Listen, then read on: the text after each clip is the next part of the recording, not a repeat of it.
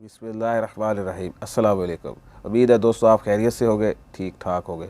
हम आपको अपने चैनल आपकी सेहत में खुशामदीद कहते हैं। हमारे चैनल को सब्सक्राइब कर दें और साथ बेल आइकन के बटन को भी प्रेस कर दें।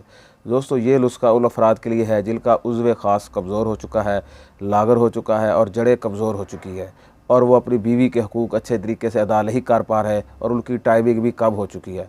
दोस्तों ये नुस्खा बेहतरीन नुस्खा है, इसको आप अपने घर में इस्तेमाल करें और इंशाल्लाह बहुत ही अच्छे रिज़ल्ट आएंगे। ये नुस्खा आप बाज़ार से चंद चीज़ें लाकर अपने घर में ही बना सकते हैं और चंद पैसों में ये नुस्खा बनाकर आपका जो उज़्व ख़ास है उसमें बहुत ज़्यादा ताकत आएगी और जो आपका उज़्व ख़ास खड़ा नहीं होता, कमज़ोरी है, बीवी के पास जाते हैं तो बहुत जल्द फारिग हो जाते हैं, उनके लिए ये एक बेहतरीन और मुजरब नुस्खा है।